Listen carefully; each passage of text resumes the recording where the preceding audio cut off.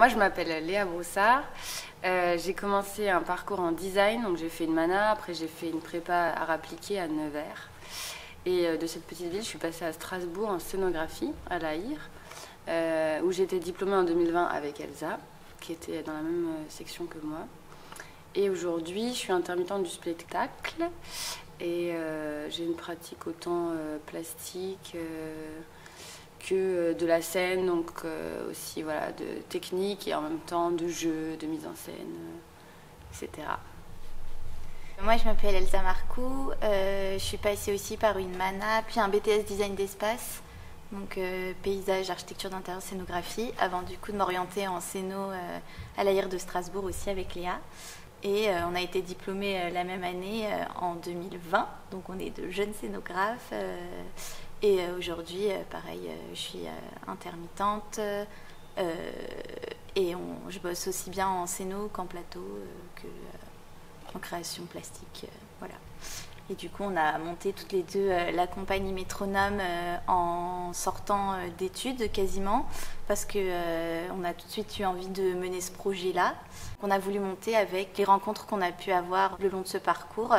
Du coup, des rencontres très diversifiées avec des approches de personnes qui sont plus proches de la performance, de la danse ou encore du jeu, de comédiens. Et donc très vite, on a fondé la compagnie Métronome qui porte cette création et qui du coup s'entoure de toute cette équipe. On a des profils très divers, donc autant des plasticiens que des performeurs, que des personnes qui viennent vraiment du théâtre, qui sont réellement comédiens, clowns, mimes, circassiens, et même d'autres personnes qui ne sont pas du tout du milieu du théâtre, mais qui sont intéressées par ce projet et qui fit totalement dans l'équipe. Donc ça, c'est une première chose. Et puis, je dirais que ce qui caractérise un peu, c'est que c'est du théâtre visuel. Donc ce qui nous intéresse, nous, et ce par quoi on a commencé tout simplement, c'est construire la scéno. C'est construire, je sais pas, une quarantaine de panneaux, de châssis en bois, qui en fait orientent tout le reste. Enfin, c'est le jeu qu'ils nous proposent, les contraintes qu'ils amènent, qui font les images, les rythmes, les gestes qu'on invente viennent directement de ces objets, de cette scénographie. Oui, c'est là que c'était très intéressant d'avoir une pluralité de présence à la scène parce que justement ça s'incarne dans la façon dont chacun manipule ce panneau et finalement déploie tout un univers avec lui qui nous permet d'aller aussi bien vers des moments dansés que des moments de jeu, que des moments de mime ou d'humour, de voyager entre tous ces aspects-là.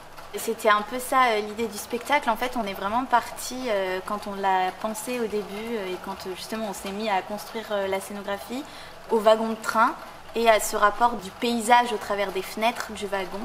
Donc ce qui nous intéressait, c'était à la fois cette vision périphérique qu'on a peu au théâtre, qu'on avait du coup envie d'expérimenter, de deux scènes en fait qui passent et que du coup on ne sait jamais vraiment vers où regarder, on a envie toujours d'aller quelque part mais c'est déjà passé le temps de l'apercevoir, donc c'était un peu cette chose là qu'on aimait au niveau spatial et après aussi cette saccade du paysage par les fenêtres du train et que là on avait envie de symboliser par ces panneaux qui viennent du coup entrecouper sans arrêt la scène et comme un métronome marquer un mouvement continu qui du coup nous raconte aussi le temps qui passe et toutes ces choses-là, et la vie qui avance, et le fil comme ça, qu'on doit garder, mais qui nous permettent aussi ce travail de l'image derrière, et du découpage en fait, de ce qui peut naître au-delà.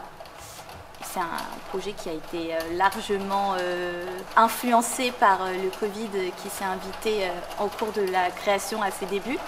Et donc je pense que le voyage immobile, c'est un peu ça aussi, c'est-à-dire qu'on a été marqué par tout d'un coup ces déplacements et peut-être ces voyages manqués, ces mobilités arrêtées, et que du coup on avait aussi envie de proposer un voyage où on ne bouge pas de sa chaise et où finalement on arrive quand même à se déplacer peut-être d'un comédien à l'autre et d'un tableau à l'autre. Oui, puis le spectateur est en fait au centre de la scénographie, donc tout ce qui se passe tourne autour de lui, et lui il se trouve de profil par rapport à ce qui se passe, et face aux autres spectateurs, donc il y a tout un...